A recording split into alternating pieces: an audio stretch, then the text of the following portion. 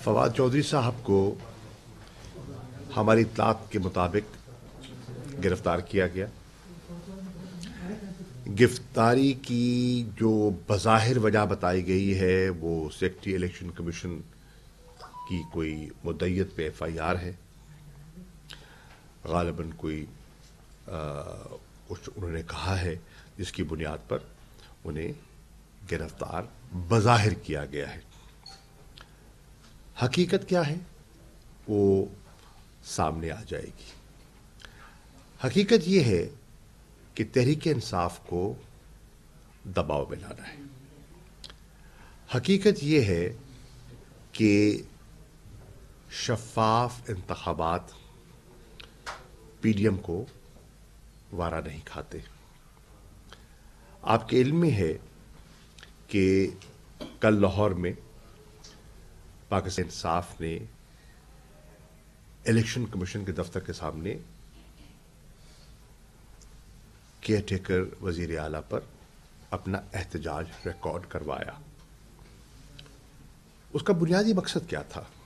बुनियादी मकसद ये था कि हमारे आईन में एक केयर टेकर सेटअप की जो गुंजाइश रखी गई, उसकी बुनियादी वजह ये थी कि इलेक्शंस का प्रोसेस जो है वो मुतनाज़ा ना हो, उसको ना बनाया जाए और उसकी क्रेडिबिलिटी हो, क्रेडिबल इलेक्शंस हो, फ्री फेयर क्रेडिबल इलेक्शंस।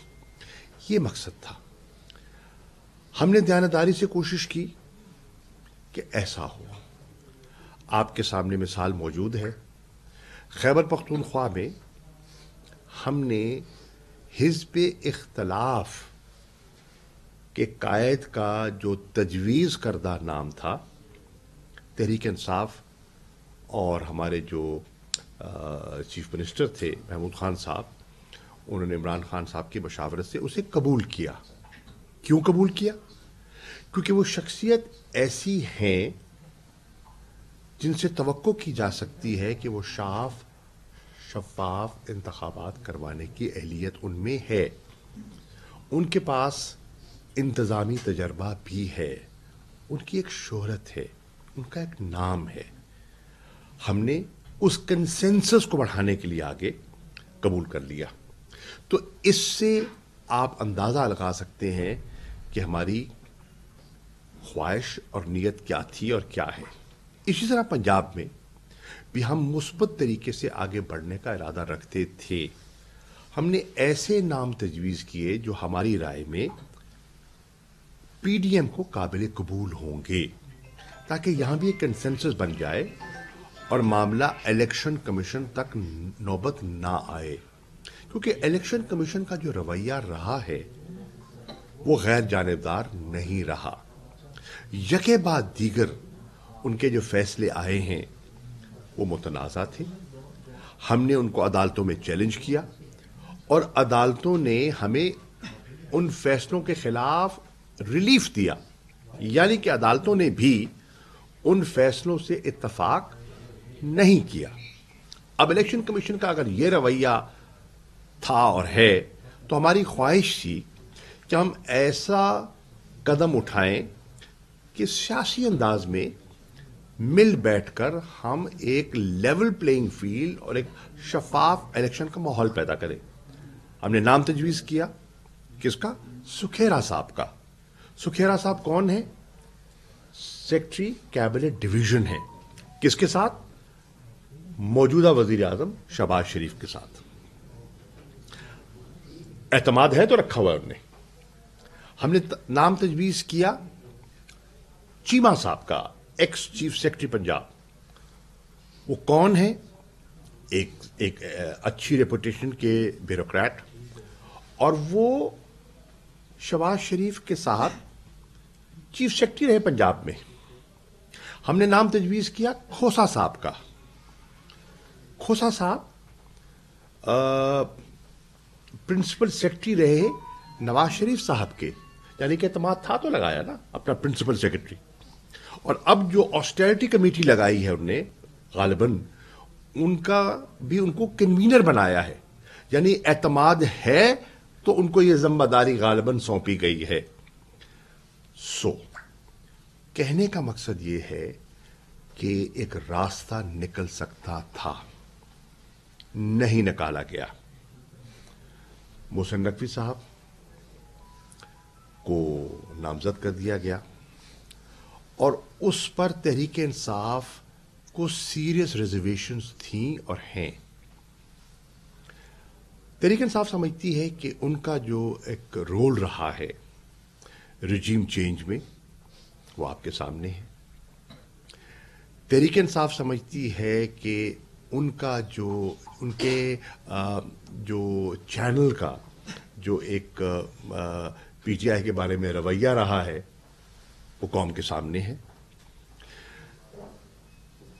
تو ہم نہیں چاہتے تھے کہ نئے انتخابات کو جو ان کی آئینی ذمہ داری ہے شفاف کروانا الیکشن کمیشن کی اور نگران سیٹ اپ کی، ان کو متنازع بنایا جائے.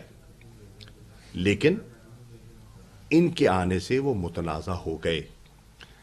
ہم نے اپنے خدشات کا اظہار کیا، اور ہم نے نہیں، بہت سے لوگوں نے ٹیلی ویژن چینلز پر ان کی تعیناتی سے پہلے کہہ دیا کہ فلاں صاحب کا فیصلہ ہو چکا ہے.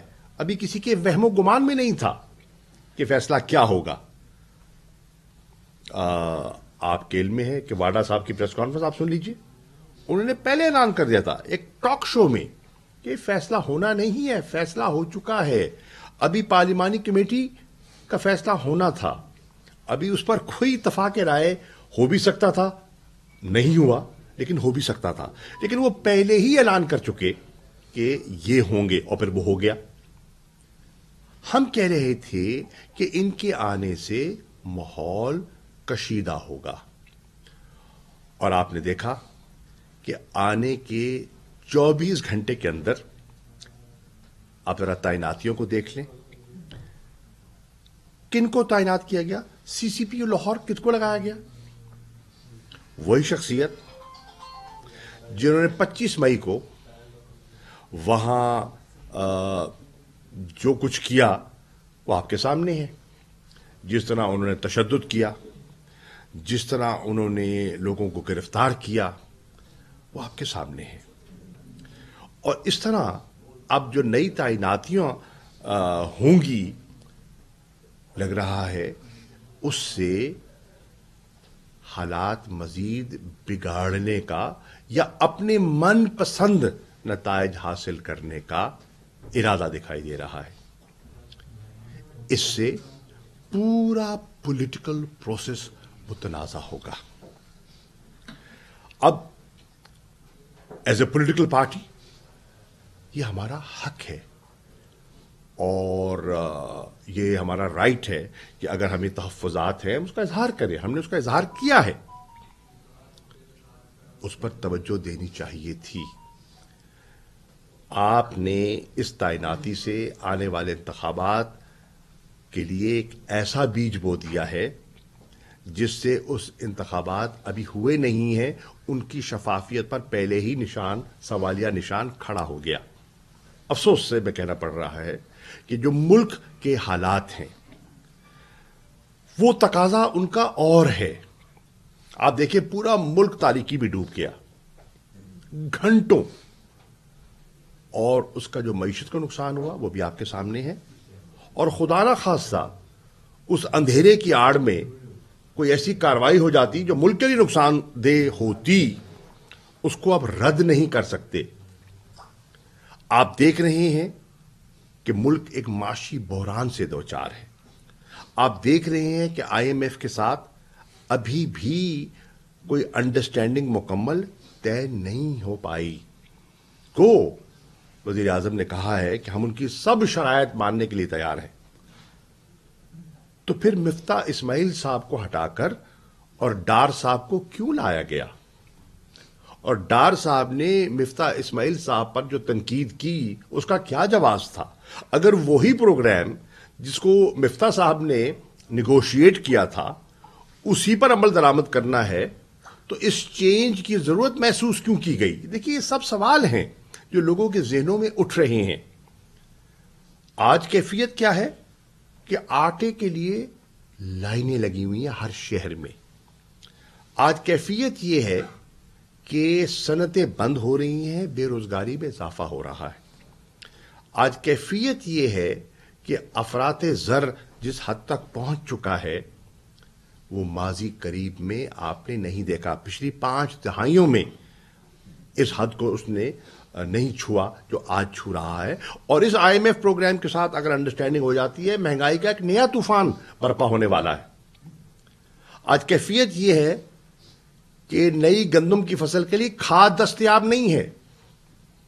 آج کیفیت یہ ہے کہ چولہوں کے لیے گیس دستیاب نہیں ہے اور بلوں میں اضافے کی بات کی جا رہی ہے. ملک بجلی کے بحران میں ہے اور نئے اضافے کی بات کی جا رہی ہے, نئے ٹیکسیشن کی بات کی جا رہی ہے, نئے منی بجٹ کی بات کی جا رہی ہے. یہ ملک کے حالات ہیں. اور حکومت کی ترجیحات, پرچے, پکڑ دھکڑ, گرفتاریاں.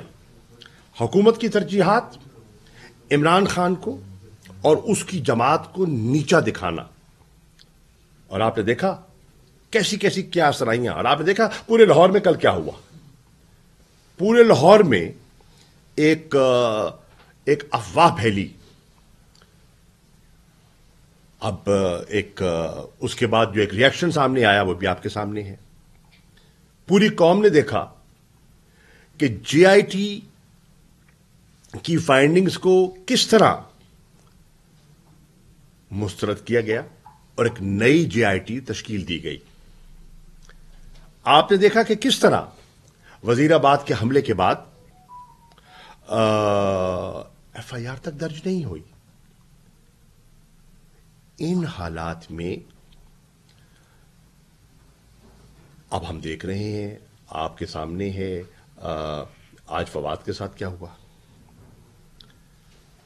کل کسی اور کے ساتھ ہو سکتا ہے. یہ تو لگتا ہے کسی ایجنڈے کے تحت آگے بڑھ رہے ہیں اور وہ ایجنڈا وہ بزور بازو پورا کر سکتے ہیں. پاکستان کی تاریخ اس سے بھری ہوئی ہے اور اس کے نقصانات جو ہیں اس سے قوم بے خبر نہیں ہے. آپ مقدمے بھی کر سکتے ہیں, آپ جھوٹے مقدمے بھی بنا سکتے ہیں, آپ گرفتاریاں بھی کر سکتے ہیں, سب کچھ ہو سکتا ہے. ملک کا اس کو کیا فائدہ ہوگا؟ جو سیاسی استحکام آج پاکستان کو درکار ہے, جس سے کہ معاشی استحکام جڑا ہوا ہے, وہ کیسے حاصل ہوگا؟ یہ ہے لمحہ فکریہ. تحریک انصاف نے آپ نے دیکھا کہ ساری اپنی جدوجہد جو ہے وہ آئین اور قانون کے دائرے کے اندر کی. عمران خان کے 55 سے 60 جلسے ہوئے, کہیں نقص عمل پیدا نہیں کیا گیا, کہیں توڑ پھوڑ نہیں ہوئی.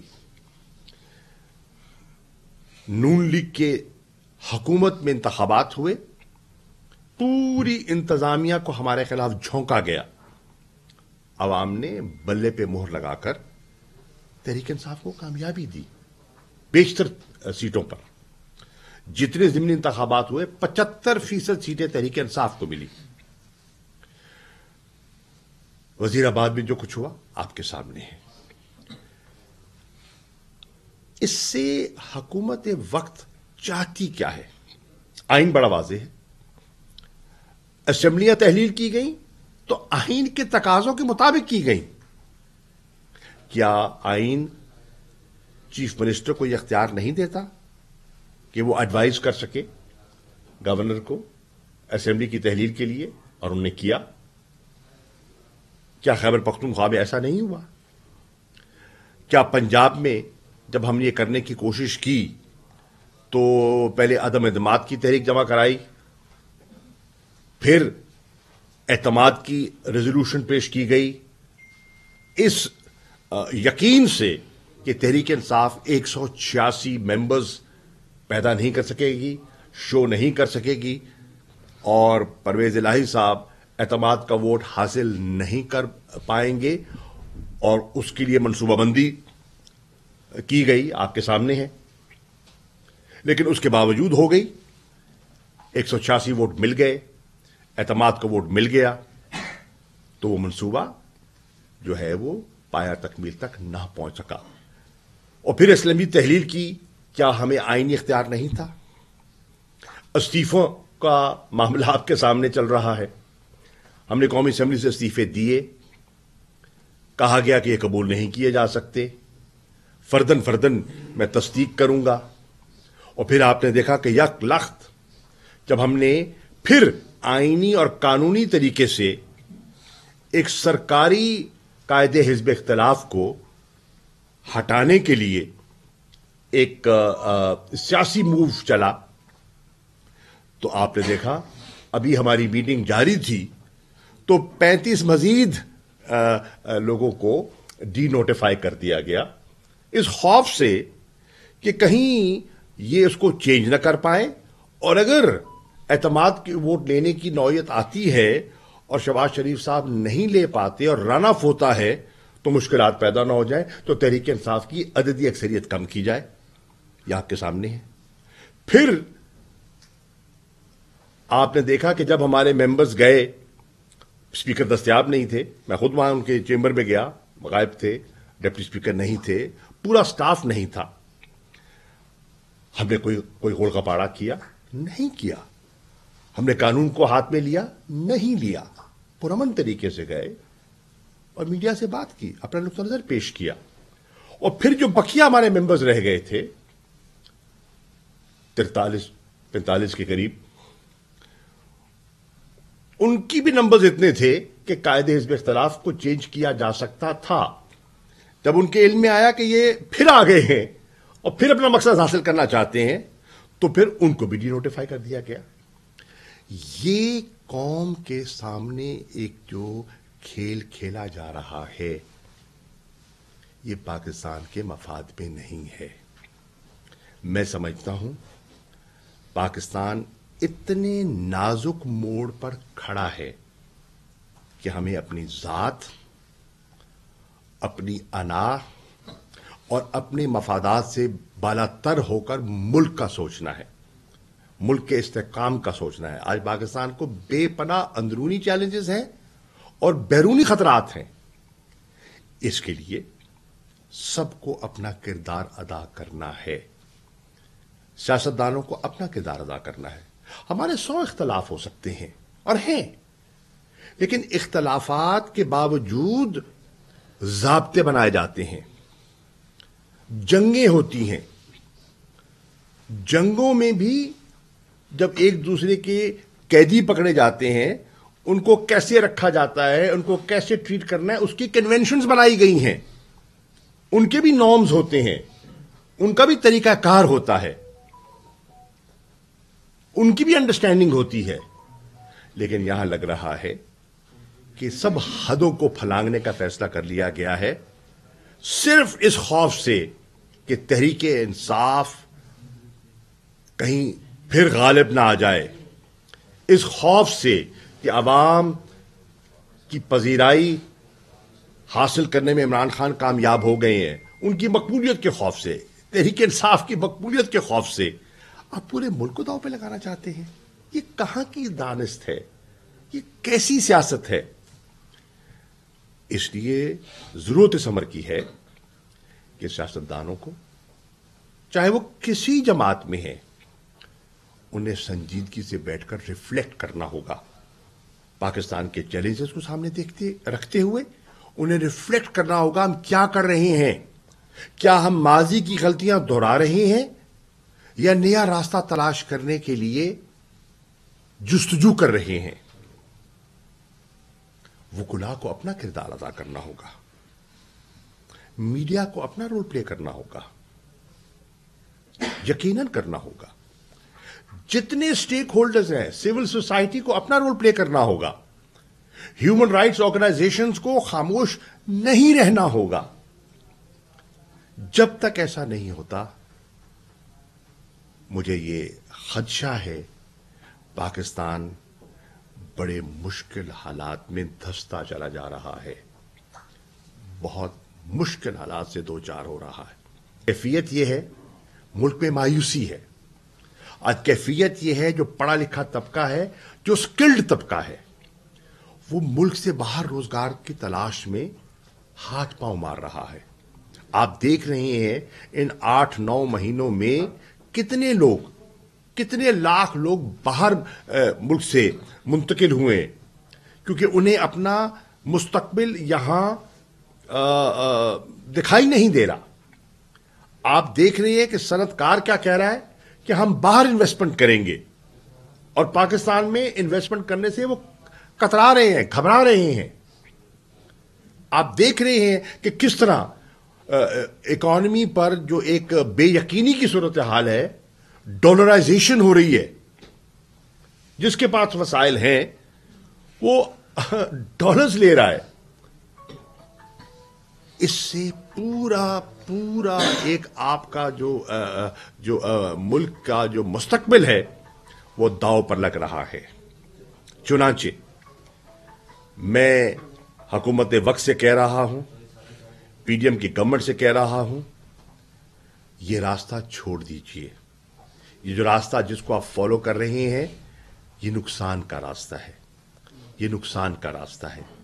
ماضی کی تاریخ کا مطالعہ کیجئے. بلوچستان کی کیفیت کو دیکھیں آج کیا ہے, سندھ کے حالات کو دیکھیں, کتنے بے یار و مددگار وہاں لوگ بیٹھے ہیں جن کو پانی نے ڈبویا, سیلاب نے اور بارشوں نے یہاں تباہی مچائی. خیبر پختونخوا کو دیکھیں جہاں ایک دفعہ پھر خدشات جو ہیں وہ دہشت گردی سر اٹھا رہی ہے. پنجاب کے حالات کو دیکھیں. اس لیے ضرورت اس امر کی ہے کہ ہم اپنے رویے پر نظر ثانی کریں. یہ راستہ جس راستے پہ یہ حکومت چل نکلی ہے یہ تباہی کا راستہ ہے, یہ تباہی کا راستہ ہے. ہم نے آئین اور قانون کے اندر رہتے ہوئے اپنی جدوجہد کو جاری رکھا ہے اور رکھیں گے. یقیناً پارٹی کے چیئرمین اس پر اپنی ہدایات جاری کریں گے اور پارٹی اس پر عمل کرے گی. میٹنگز ہوں گی, مشاورت کی جائے گی, کیونکہ ہم دیکھ رہے ہیں کہ اس حکومت کا الیکشن کرانے کا ارادہ ہمیں دکھائی نہیں دیتا. یہ کوئی نہ کوئی راستہ تلاش کریں گے. یہ اس انٹرم سیٹ اپ کو طول دینے کا, اور آپ نے دیکھا کہ کل ایک اشارہ آ بھی گیا کہ جی ابھی تو مردم شماری ہونی ہے, 1 فروری سے اس کا آغاز ہوگا, 31 مارچ تک مکمل ہوگی, اس کے بعد پھر ڈیلیمیٹیشن کا سلسلہ آ جائے گا. آئین میں ایسی کوئی گنجائش نہیں ہے. کیا پاکستان میں انتخابات نہیں ہوئے جب مردم شماری ڈیو تھی اور اس کے باوجود انتخابات نہیں ہوئے؟ کیا پریسیڈنٹس موجود نہیں ہیں؟ یہ بہانے ہیں, یہ اپنے اقتدار کو طول دینے کے بہانے ہیں, یہ اپنے ایجنڈے کو منطقی انجام تک پہنچانے کے اور فرار کے راستے تلاش کرنے کے بہانے ہیں. اس سے ملک کو نقصان ہوگا. میں دیانتداری سے کہہ رہا ہوں کہ ہمیں کسی کی ذات پر انگلی اٹھائے بغیر کسی پہ کیچڑ بھی نہیں اچھالنا چاہتا, میں بالکل نہیں اچھالنا چاہتا. لیکن بحیثیت ایک پاکستانی کے, بحیثیت ایک شخص کے جس نے تقریباً 40 سال سیاست میں گزارے ہیں اور کئی نشیب و فراز دیکھے ہیں, دریاؤں کو چڑھتے بھی دیکھا ہے, اترتے بھی دیکھا ہے, حکومتوں کو آتے بھی دیکھا ہے, جاتے بھی دیکھا ہے, اتحاد بنتے بھی دیکھے ہیں, اتحاد ٹوٹتے بھی دیکھے ہیں, بند کمروں میں فیصلے ہوتے بھی دیکھے ہیں اور عوام کو اس فیصلے کو الٹتے بھی دیکھا, الٹاتے ہوئے بھی دیکھا ہے. وقت کا تقاضا یہ ہے کہ اس طرح معاملات آگے نہیں چل سکتے, اور آج بھی وقت ہے کہ معاملات کو یہیں روکا جائے اور درست سمت طے کی جائے. پاکستان کا یہی تقاضا ہے اور ہر پاکستانی کی یہی خواہش ہے.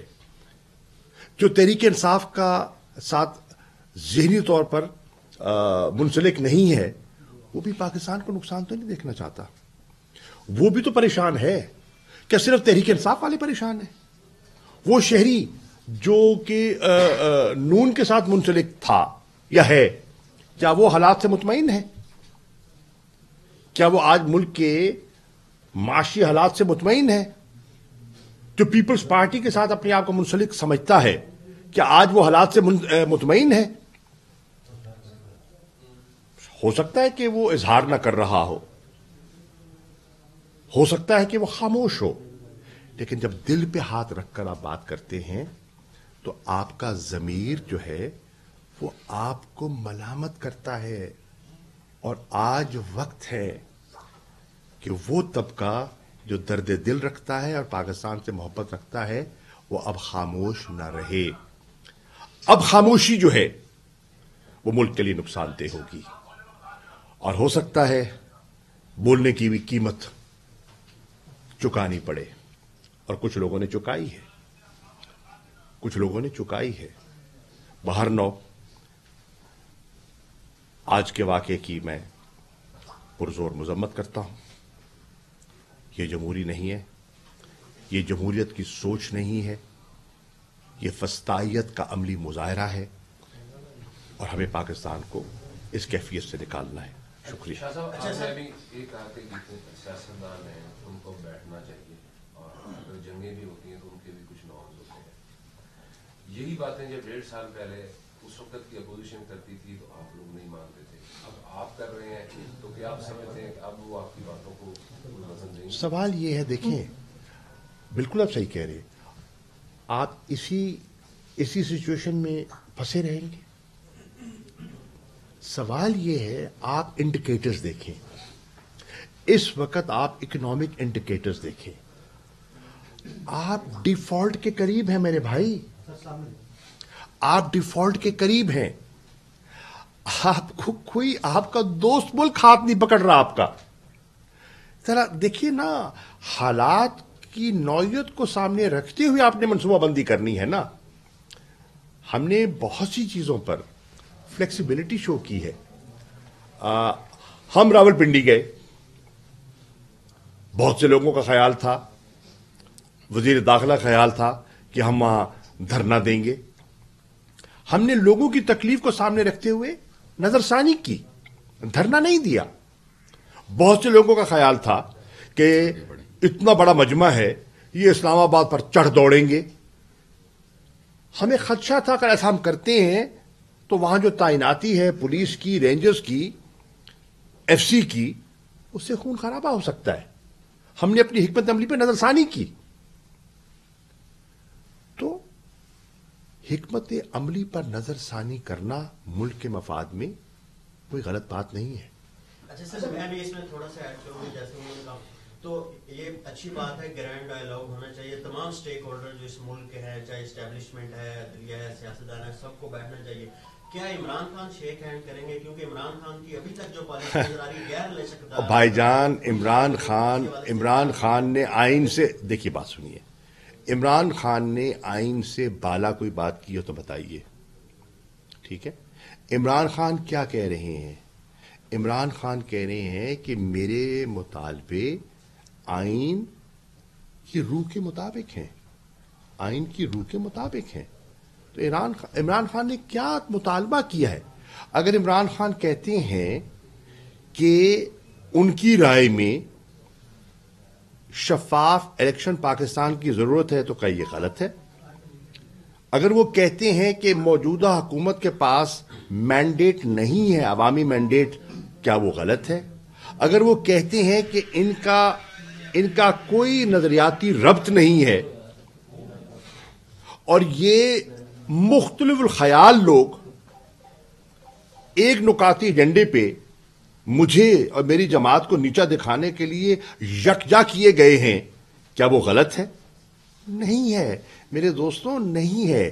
اگر ہوتا تو عمران خان کا بیانیہ آج لوگوں کے ذہنوں میں نہ اترا ہوتا، لوگوں نے اس بیانیے کو قبول نہ کیا ہوتا. ٹھیک ہے، ہم کیا کہہ رہے ہیں؟ ہمارا ایک نقطہ نظر ہے، ایک آپ کا نقطہ نظر ہے. आप समझते हैं कि आपकी बात में वजन है, हम समझते हैं हमारी बात में वजन है। हम क्या कह रहे हैं? हम कह रहे हैं इंतखाबात के जरिए लोगों को फैसला करने देना, पाकिस्तान के अवाम को फैसला करने दें कि क्या होना चाहिए। ये आइन के मुताबिक है, ये जमहूरी कदरों के मुताबिक है, और ये इमरान खान कह रहे हैं। असेंबली तहलील करने का फैसला ठीक है या गलत है, क्या समझते हैं? मोहसिन नकवी को हटाया नहीं जाता तो क्या इलेक्शन का बाइकाट करेगी? देखिए, मोहसिन नकवी साहब की मौजूदगी में जो अभी हमें थोड़ा सा रंग नजर आना शुरू हुआ है, अभी और आएगा। ये तो अभी कहते हैं ना, इब्तिदा है, इब्तिदा इश्क है, अभी और आएगा। उससे सारा प्रोसेस जो है ना फ्यूटाइल हो जाएगा। देखिए, इंतखाबात होने हैं ना, आप उसको खींच लेंगे, आप 2 महीने खींच लेंगे, 6 महीने खींच लेंगे, यही हो सकता है ना। आप अगस्त में ले जाएंगे, अक्टूबर में ले जाएंगे, कभी तो होनी है ना। जब इंतखाबात होने हैं, और वो इंतखाबात ऐसे होते हैं जिनकी इब्तिदा ही मुतनाज़ा हो जाती है, तो भी सारी एक्सरसाइज से पाकिस्तान को क्या हासिल वसूल हुआ? इस सारी एक्सरसाइज से पाकिस्तान के शहरियों को क्या हासिल वसूल हुआ? देखिए, ये सोचने की बातें हैं, इस पे गौर करने का आज वक्त है। वो सारा कुछ हो जाए और लोग सड़कों पे हों, क्या फायदा होगा? क्या फायदा होगा? जिस तेजी से हमारी मईशत गिर रही है, उससे मामला समझ नहीं पाएंगे मेरे भाई, मैं ये कह रहा हूं। अच्छा सर, इलेक्शन जो 1 साल तक होते दिखाई नहीं दे रहे, ऐसे में असेंबलियां तहलील करने का फैसला क्या समझते हैं? ठीक है, आप सपोर्ट करते हैं इमरान खान के इसके फैसला लिया गया है? देखिए, असेंबलियां तहलील करने का फैसला हमने क्यों किया? हमने अपनी हुकूमतों की कुर्बानी क्यों दी? बुनियादी तौर पर हम अवाम को ये अख्तियार देना चाहते थे, देना चाहते हैं, ये फैसला वो करें। हो सकता है अवाम की नजर में हम गलत हों, अगर हम गलत हैं तो अपना फैसला सुना देंगे, अगर हमें उनने सही समझा तो हमारी बात की तायीद कर देंगे। ये अख्तियार किसके पास होना चाहिए? जमहूरियत में ये अख्तियार किसके पास होता है? चंद लोगों के पास या अवाम उन्नास के पास? 2022 बहुत सारे तोहफे भी देखे गया पाकिस्तान की आवाम को।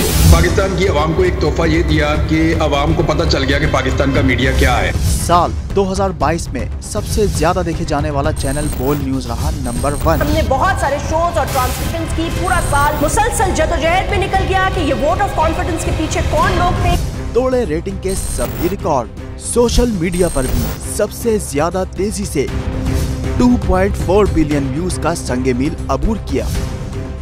एंकर्स को भी आवाम में सबसे ज्यादा मकबूलियत मिली और सोशल मीडिया पर भी बोल रहा सब पर भारी। सब्सक्राइब करें और बेल दबाएं ताकि कोई खबर रह न जाए।